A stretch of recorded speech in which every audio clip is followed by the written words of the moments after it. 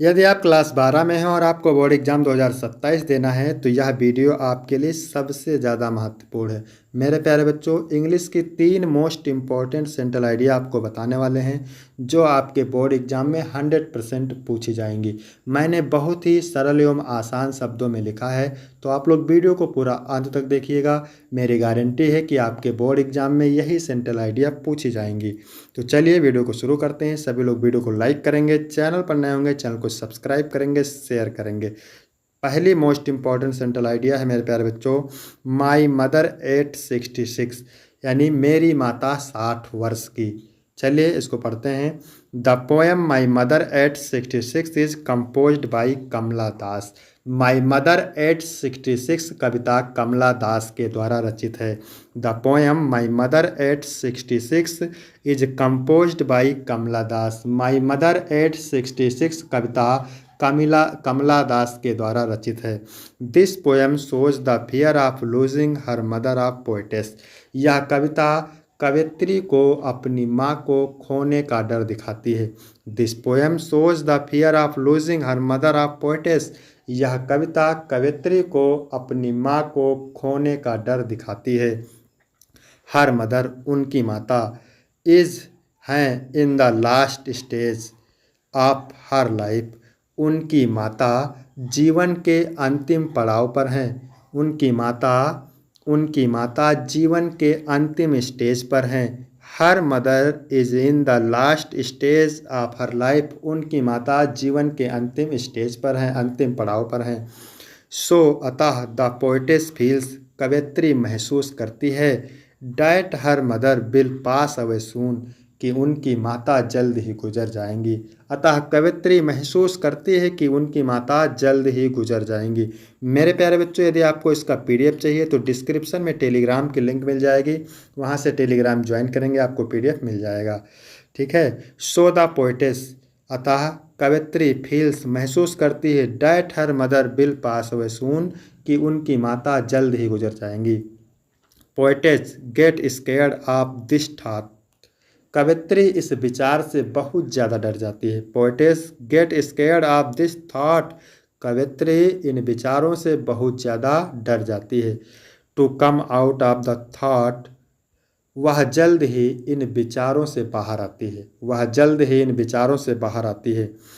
To come out of the thought, वह जल्द ही इन विचारों से बाहर आती है। She looked outside of car, वह कार से बाहर की ओर देखती है। वह कार से बाहर का नज़ारा देखती है। She looked outside of car, वह कार से बाहर का नज़ारा देखती है।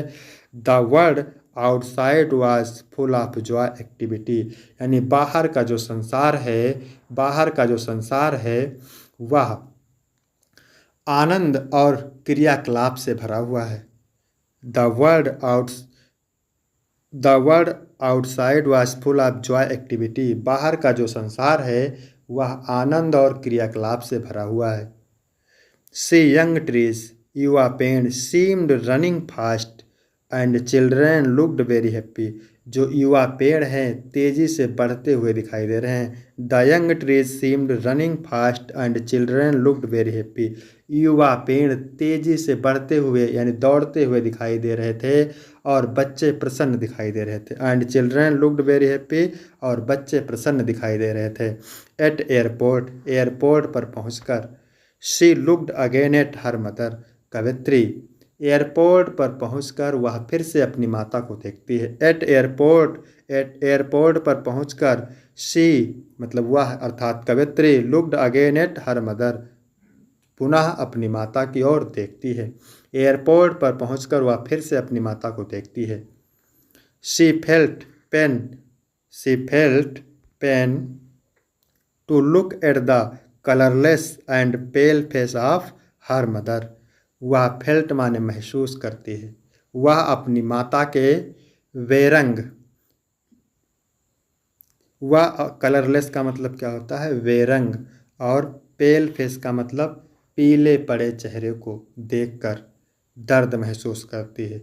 वह अपनी माता के बेरंग और पीले पड़े चेहरों को देखकर दर्द महसूस करती है। She felt pain to look at her colourless and pale face of her mother.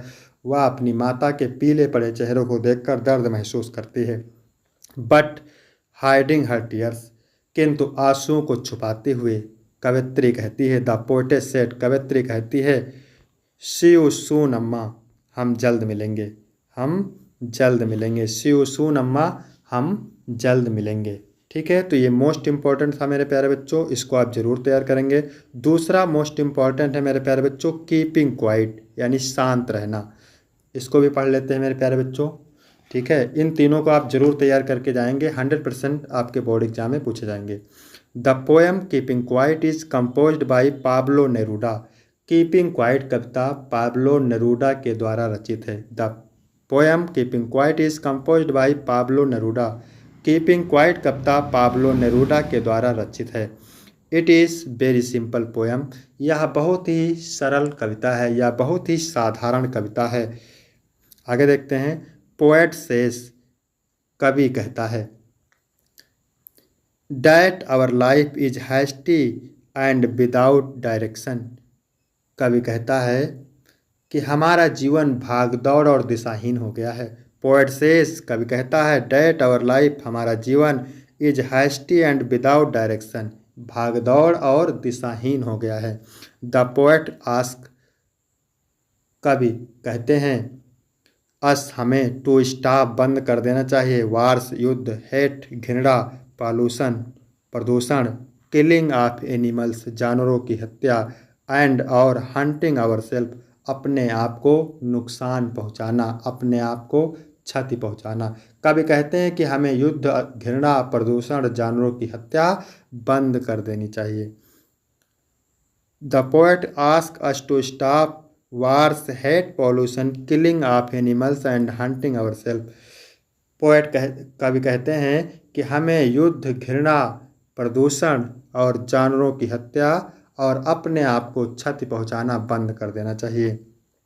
He says, वो कहते हैं, that earth teach a lot, पृथ्वी हमें बहुत कुछ सिखाती है। कवि कहते हैं, पृथ्वी हमें बहुत कुछ सिखाती है, बट, किंतु, वी डू नॉट, हम नहीं समझ पाते हैं, वी डू नॉट अंडरस्टैंड, हम नहीं समझ पाते हैं, द पर्पज ऑफ लाइफ, जीवन का उद्देश्य, हम जीवन के उद्देश्य को नहीं समझ पाते हैं। वो कहते हैं कि पृथ्वी हमें बहुत कुछ सिखाती है, किंतु हम जीवन के उद्देश्य को नहीं समझ पाते हैं। पोएट सेज, कवि कहते हैं, that any problem can be solve by the self introspection. कवि कहते हैं कि कोई भी समस्या आत्मचिंतन से हल किया जा सकता है। कवि कहते हैं कि किसी भी समस्या को सेल्फ इंट्रोस्पेक्शन यानी आत्मचिंतन से हल किया जा सकता है।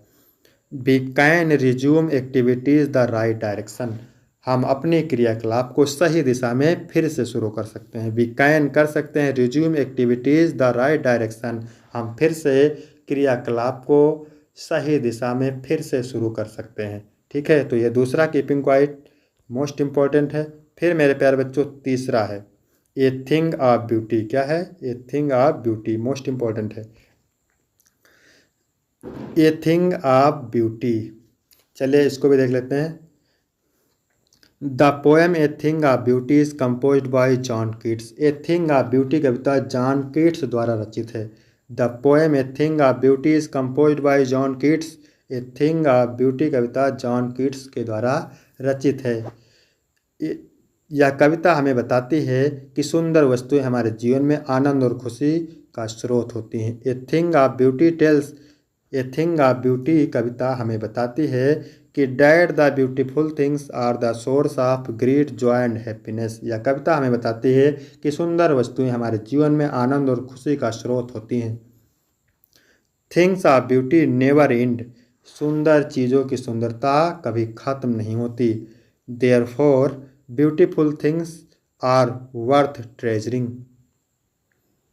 इसलिए ये सहेजने लायक होती है, इसलिए ये सहेजने लायक होती है।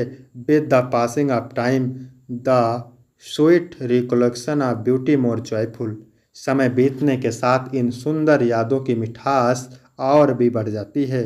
The creation of God provide us energy and happiness, ईश्वर की बनाई हर चीज़ हमें ऊर्जा और प्रसन्नता देती है। Things around us make us feel happy. हमारे चारों ओर की चीज़ें हमें खुशी का अनुभव कराती हैं। तो ये 3 मोस्ट इंपॉर्टेंट सेंट्रल आइडिया हैं, इनको आप तैयार करेंगे मेरे प्यारे बच्चों। वीडियो कैसा लगा? वीडियो अच्छा लगा हो तो वीडियो को लाइक करेंगे, चैनल पर नए होंगे चैनल को सब्सक्राइब करेंगे, शेयर करेंगे। फिर मिलते हैं आपको अगली वीडियो में, तब तक के लिए जय हिंद जय भारत।